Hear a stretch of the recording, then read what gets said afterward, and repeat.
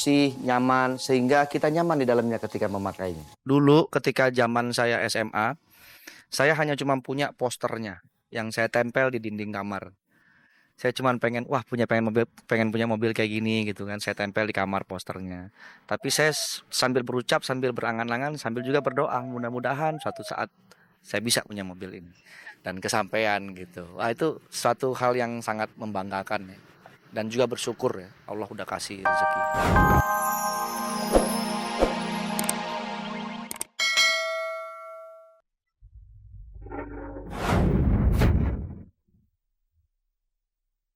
Ini mobil saya semua nih.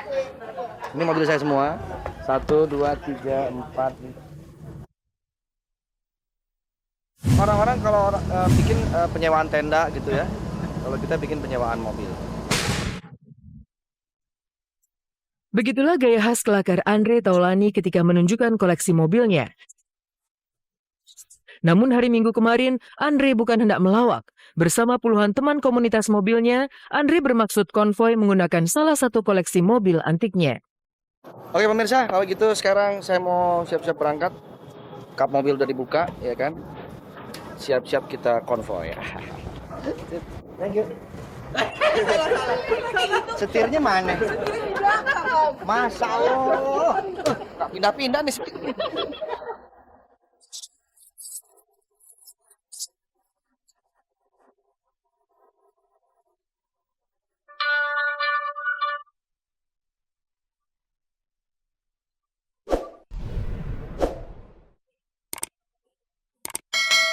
Dan hari itu, Andre memperoleh kehormatan dinobatkan sebagai penasehat dalam struktur organisasi komunitas mobil klasik buatan Eropa tersebut. Penyelamatan tenaga. Ya. Abangnya. Sah. Pengantin cewek itu. Oke. Digoyang. Goyang.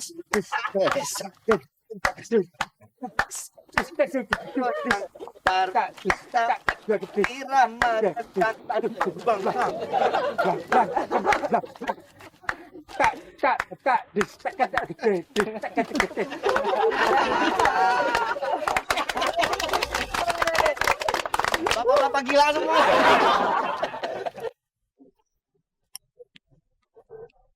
Meski penobatan Andre terkesan kocak dan bernuansa humor, namun penyanyi yang banting setir ke panggung komedian ini memang layak menyandang posisi sebagai penasehat dalam komunitas mobil klasik. Sebab dalam catatan kabar-kabari, setidaknya ada 4 koleksi mobil Andre yang jenisnya mobil klasik dan sport yang harganya tidak murah. Yang pertama mobil warna putih ini, saking klasiknya harganya mencapai 700 juta rupiah. Saya memang suka banget dengan mobil ini karena ini mobil yang menurut saya termasuk klasik, everlasting. Apalagi yang punya saya ini tergolong langka karena pakai terpal atasnya, terus 2 pintu, nggak ada yang punya, cuma yang punya saya. Jadi langka banget. Kita lihat apakah isinya yang di dalam setelah dibuka. Iya, ini dari baja ini.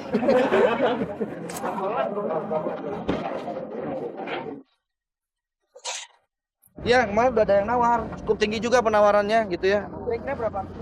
Sampai sekitar 700 juta.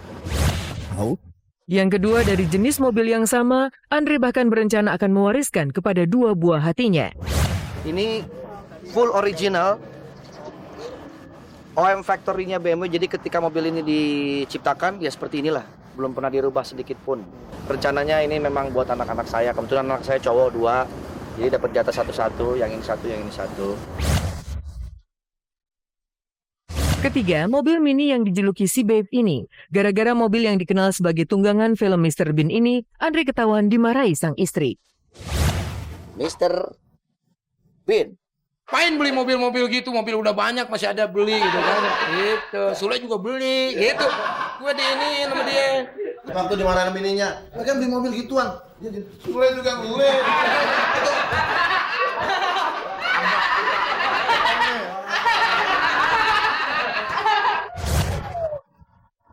Dan yang keempat, mobil sport warna merah nan memikat. Demi mobil mewahnya, Andre rela mencuci, mengelap, serta mengelus layaknya orang yang disayangi. Mobilku sayang,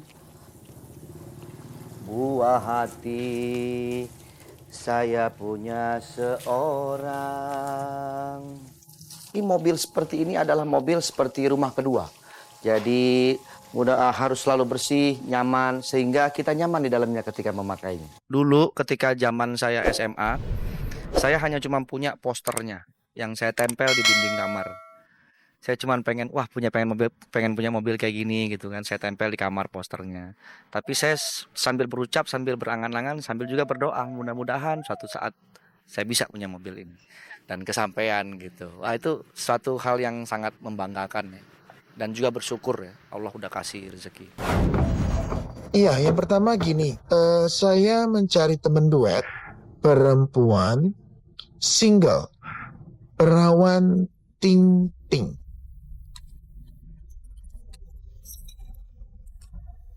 Ashanti benar-benar terjerembab dalam nista, hidupnya berubah 180 derajat. Tinggal di rusun dan kumuh, terpelanting dari buayan mimpi untuk mengecap glamornya kehidupan di ibu kota. Bahkan Anang sang suami seolah tak berdaya saat Ashanti hanya jadi permainan bos-bos hidung belang di tempat hiburan malam. Untunglah ada Aurel, pelita hati yang menjadi harapan Ashanti saat memerankan sosok Kartini dalam sebuah cerita film berjudul Romantini besutan sutradara yang tak asing lagi, Monty Tiwa. Mampukah Ashanti bangkit dari deraan kerasnya kehidupan malam di Jakarta seperti sosok Kartini yang ia perankan? Saksikan film Romantini di bioskop-bioskop kesayangan Anda.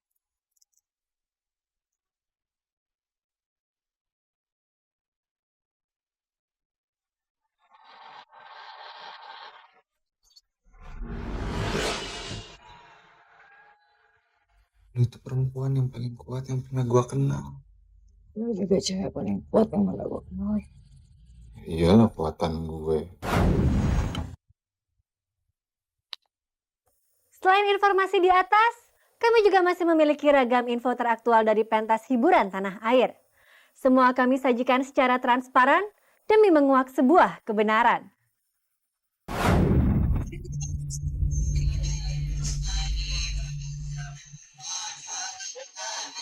Hingga tadi malam suasana pengajian menggema di kediaman Ayu Ting Ting di kawasan Depok, Jawa Barat. Ayu yang mengenakan hijab berwarna putih nampak husuk melantunkan bacaan surat Yasin bersama para jemaah yang lain guna mendoakan kedua orang tuanya yang tengah menunaikan ibadah haji di Tanah Suci. Untunglah Ayu tidak sendiri. Di tengah kehamilannya meski tak jua ditemani Enji sang suami, masih banyak saudara yang menemani. Tak heran jika kemudian Ayu lebih tenang ketika menghadapi berbagai gosip, termasuk saat mendengar rumor yang menyebutkan dirinya pendarahan dan keguguran. Iya, saya juga kaget dengarnya kan, banyak orang yang nanya sama saya, katanya Ayu pendarahan gitu, atau keguguran gitu. Sampailah, tega banget sih yang bikin berita. Ngedoain saya dong sama aja, tapi enggak lah. Sebelum beritanya keluar gitu banyak orang yang BBM nanya gitu. Ayu nggak apa-apa kan sama babynya gitu, sehat-sehat kan? Soalnya dengar berita Ayu pendarahan. Astagfirullahaladzim, saya bilang siapa yang ngomong saya kayak gitu kan? Tapi ya gak kok, saya baik-baik aja, insya Allah sih.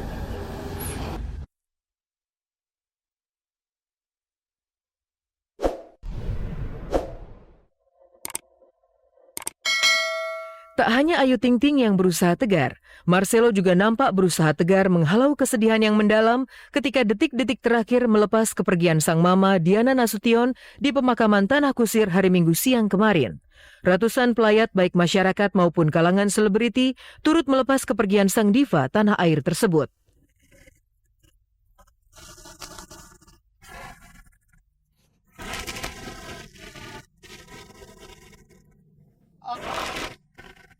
Sedih memang, kehilangan sangat. Saya merasa sangat-sangat kehilangan seorang figur mama yang luar biasa, wanita yang menjadi idola saya, luar biasa banget, hatinya yang luar biasa. Tapi ini saatnya untuk melangkah, melanjutkan hidup saya dan keluarga saya tanpa mama. Saya pulang ke rumah udah nggak ada mama, itu yang paling berat kayaknya yang saya pikirkan gitu. Papa juga mengaku itu. Saya peluk papa waktu tadi malam, saya bilang, "Pak, ya lu masih sedih banget begini-gini." Iya sama, kita sedih juga gitu. Tapi ya udah, kita harus menguatkan, saling menguatkan.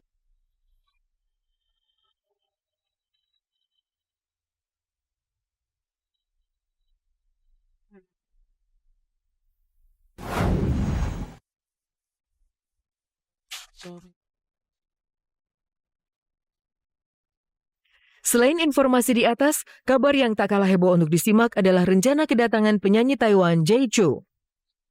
Aktor The Green Hornet tersebut akan memenuhi dahaga para fansnya dalam sebuah pertunjukan yang bertajuk Opus J 2013 World Tour. Konser The King of Mandarin Pop itu akan digelar di Mata Elang Internasional atau MAIS Ancol 12 Oktober pada pukul 19 waktu Indonesia bagian Barat. Dalam rekaman video yang diunggah ke YouTube, Jay menyapa para fansnya di Indonesia untuk memastikan kedatangannya. So, don't miss it. Hello， 大家好，我是周杰伦，我将会第一次来到印尼演出，由卡巴斯基为你们呈现的摩天轮2013世界巡回演唱会将在10月12号举行，地点是 MAIS Stadium， 非常期待和你们见面，一定要来哦。Sampai bertemu di sana。 30 menit sudah, saya Anastasia Vera menemani Anda menyajikan berita aktual yang disajikan secara mendalam. Simak terus kabar-kabari setiap hari Senin dan Kamis, serta cek dan dicek pukul 4 sore waktu Indonesia Barat hanya di RCTI Semakin Oke. Selamat sore dan sampai jumpa.